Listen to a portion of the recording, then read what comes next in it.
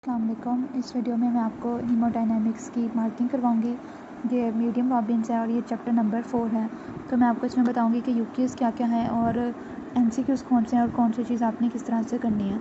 तो सबसे पहले ये चैप्टर स्टार्ट हो रहा है पेज नंबर 97 से। इसमें आपने ये पहला पैराग्राफ जो मैंने क्रॉस किया हुआ है ना, इसका ये मतलब है कि अगर आपने एक दफ़ा रीड करना है तो कर लें, तो इसमें इसको बार बार करने की ज़रूरत नहीं है। इसको मैंने क्रॉस किया यानी कि इसमें से कुछ भी नहीं पूछा जाएगा। ठीक है, स्टार्ट होता है यहाँ से हाइपरीमिया एंड कंजेशन। इसमें आपने जो है वो इनकी इसकी डेफिनेशन और इन दोनों का जो डिफरेंस है वो सिर्फ एक दफ़ा यूक्यू आया हुआ है। तो अगर आप ये स्क्रीनशॉट ले लें तो increase in blood volume with in tissue hyperaemia और कंजेशन होता है, और इन दोनों के ये ऊपर इसी तरह से लिख लें तो इनका कंपैरिजन भी हो जाता है, और अगर कोई अलग से आए तब भी ये कवर हो जाता है। उसके बाद आगे आती है मॉर्फोलॉजी। ये भी यूक्यू है, इसको मैंने इस तरह से लिखा हुआ है जिसमें कंजेशन है acute pulmonary, chronic pulmonary, acute hepatic और क्रॉनिक हेपेटिक। ये दो पॉइंट्स है सबके, यही मॉर्फोलॉजी में लिखे हुए हैं। इसको आप इस तरह से लिख सकते हैं। ठीक है, तो हम आगे चलते हैं। उसके बाद आता है ये एडीमा वाला टॉपिक। इसमें आपने जो है वो इसमें कुछ भी नहीं करना। इसको भी देखिए मैंने क्रॉस लगाया हुआ है।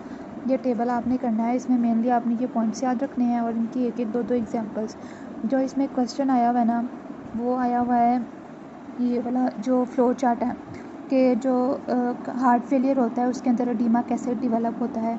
और एक क्वेश्चन आया हुआ है इसका जिसमें उन्होंने बताया है कि प्रोटीन माल न्यूट्रिशन है तो उससे एडीमा कैसे डेवलप होगा। तो उसमें बताना है कि ऑनकोटिक प्रेशर जो है वो कम होगा। ये वाली अगर आप डायग्राम देख लें तो इससे सारा कवर हो जाएगा। ये आपको दोबारा सारा रीड करने की ज़रूरत नहीं है। ये आप टेबल करें, ये वाले 5 पॉइंट्स करें, ये डायग्राम करें और ये जो फ्लो चार्ट है ये लाजमी कर लें। ठीक है, आगे चलते हैं। उसके बाद इसमें ये कुछ भी नहीं करना, ये यूक्यू लिखा हुआ है लेकिन मैंने खुद 5 पेपर्स में नहीं देखा इसको। फिर हेमरेज है, इसकी डेफिनेशन ये ऊपर लिखी हुई है, इसको ये देख लें। फिर उसके बाद जो है वो ये यूक्यू है, इसमें आपने ये इनके नाम याद रखने हैं, इनके डायमीटर्स याद रखने हैं, डायमीटर्स कैरिंग जो साइज़ है। ठीक है, उसके बाद आपने नेक्स्ट इसमें से कुछ नहीं करना, ये भी नहीं करना कि नॉर्मल हीमोस्टेसिस आपने करना है। इसमें पहले आर्टीरियल वैसोकंस्ट्रक्शन है, प्राइमरी हीमोस्टेसिस है, सेकेंडरी हीमोस्टेसिस है, क्लॉट स्टेबलाइजेशन है। फिर उसके बाद इसको सिर्फ एक दफ़ा रीड कर लें और फिर क्रॉस लगा लें, ये डायग्राम्स देख लें। फिर ये प्लेटलेट्स के फंक्शन देख लें, प्लेटलेट एडहेजन और एक्टिवेशन, ये सारा यहाँ तक। तो ये वाली डायग्राम अच्छी तरह से देख लें, ये आप डायग्राम देखेंगे तो आपको ये सारा समझ आ जाएगा। फिर आगे कोएगुलेशन कैस्केड है, इसमें आपने सिर्फ इसकी डेफिनेशन करनी है और आपको पता हो कि प्रोथ्रोम्बिन टाइम है एक्सट्रिंसिक के लिए, पार्शियल थ्रोम्बोप्लास्टिन है इंट्रिंसिक के लिए। ये आपने सारे याद नहीं करने, बस आपने इतनी सी बात याद रखनी है। ठीक है, डेफिनेशंस। फिर नेक्स्ट पैराग्राफ ही इसमें से एमसीक्यूज़ आते हैं। इसमें इस तरह से लिख लें कि factor 7, 5, 8, 9, 10 moderate to severe bleeding करवाते हैं, 11 वाला माइल्ड करवाता है और इससे फाइब्रिनोलाइसिस में रोल है और सब्सेप्टिबल होता है टू थ्रोम्बोसिस। ठीक है, फिर उसके बाद ये जो पॉइंट्स हैं 4 पॉइंट्स ये हैं थ्रोम्बिन का रोल, ये आपने अच्छी तरह से करना है। ये आप डायग्राम से देख लें, इसमें भी थ्रोम्बिन के रोल लिखे हुए हैं लेकिन ये वाले भी आप चार्ट कर सकते हैं। उसके बाद आता है ये सारे पैराग्राफ में एक ही बात हुई है कि जो टिश्यू प्लाज्मिनोजन एक्टिवेटर है वो प्लाज्मिनोजन को प्लाज्मिन में कन्वर्ट करता है और अल्फा 2 प्लाज्मिन इनहिबिटर जो है वो इसको इनहिबिट करता है।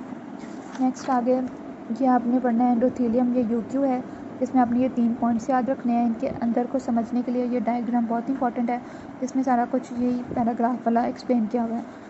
उसके बाद आगे आता है ये ट्रायड, ये इतना ज़्यादा इंपॉर्टेंट है, ये हर दफ़ा यूक्यू आया होता है। थ्रोम्बोसिस कैसे होती है उसमें ये ट्रायड का नाम पूछ लेते हैं, कभी ट्रायड का नाम दे के इसके कंपोनेंट्स पूछ लेते हैं, तो ये बहुत ज़्यादा इंपॉर्टेंट है। इसमें एंडोथेलियल इंजरी में ये 2 पॉइंट्स हैं, ये जो प्रोकोएगुलेंट है और एंटी फाइब्रिनोलिटिक, ये आपने करने हैं। उसके बाद जो है वो एबनॉर्मल ब्लड फ्लो में ये 3 पॉइंट्स यूक्यू हैं। फिर हाइपरकोएगुलेबिलिटी में ये और ये जो है वो पॉइंट्स के नाम याद रखने हैं। ठीक है, सेकेंडरी में कोई भी 3-4 कॉजेज़ याद रख लें। हेपरिन इंड्यूस में आपको मेन बात पता हो, जैसे मैंने ये नीचे लिखी हुई है। इसके अलावा जो आगे आता है एंटी फॉस्फोलिपिड एंटीबॉडी सिंड्रोम, इसमें से एक दफ़ा बस रीड कर ले, लेकिन ये वाला सिर्फ जो 4-5 लाइनें आपने ये करनी है। नेक्स्ट है ये है आर्टीरियल, ये लाइंस ऑफ ज़ेन करना है। इसमें जो है वो आर्टीरियल थ्रोम्ब है और वेनस थ्रोम्ब है, इन दोनों का आता है डिफरेंस। जैसे मैंने ऊपर लिखा हुआ इस तरह आप इसको लाइन लगा के डिफरेंस बना के भी लिख सकते हैं। ठीक है, ताकि आपको बार बार ये सारा रीड ना करना पड़े। फिर फेट ऑफ थ्रोम्बाई के आपने सिर्फ नाम याद करने हैं। ऑर्गेनाइजेशन और रिकनलाइजेशन का 1 नंबर का उन्होंने डिस्क्रिप्शन पूछी हुई है, इसको कर लें। फिर ये वेनस थ्रोम्बाई और ये वो पुरानी बातें हैं, इसमें कुछ नया नहीं लिखा है। फिर उसके बाद आता है एम्बोलिज़म। ठीक है, एम्बोलिज़म में जो है ना वो फैट एम्बोलिज़म और एयर एम्बोलिज़म, इन दोनों का यूक्यू है वह इनको बहुत अच्छी तरह से करना है, बाकी सबको आप जो है वो रीड कर लें। ठीक है, बाकी सारे एम्बोलिज़म्स को। और उसके बाद आता है इन्फेक्शन, उसमें भी रेड इन्फेक्ट है और ये जो वाइट इन्फेक्ट है इसका डिफरेंस आया हुआ है और यहाँ पे मैंने ये लिखा हुआ है, ये अगर आप स्क्रीनशॉट ले लें तो ये डिफरेंस कर लें अच्छी तरह से। ठीक है, इसमें से डिफरेंस आता होता है। उसके बाद ये वाला जो टॉपिक है इनके आपने हेडिंग से याद करनी है। नेक्स्ट टॉपिक जो है वो शॉक वाला है।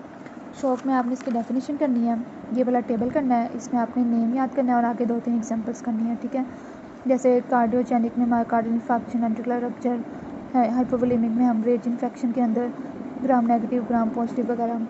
ये जो पैथोजेनेसिस लिखी हुई है इतनी ज़्यादा, इसलिए आपने नहीं करनी। ठीक है, आपने ये वाला जो है ना डायग्राम कर लेनी अच्छी तरह से, और जब भी पैथोजेनेसिस पूछे आपने यही बना देनी है कि आपने ये सारा रीड भी नहीं करना करें बेशक। उसके बाद आता है स्टेजेस ऑफ शॉक, उसमें ये 3 पॉइंट्स जो हैं वो बहुत इंपॉर्टेंट हैं और मुसलसल यूक्यू आ रहा है इसमें से, तो ये 3 पॉइंट्स कर लें और इसको एक दफ़ा रीड कर लें, ये सिनेरियो पिकअप में आसानी देगा। ठीक है, इसको भी बस रीड कर लें तो ये हमारे पास जो है वो चैप्टर ख़त्म हो गया। Thank you.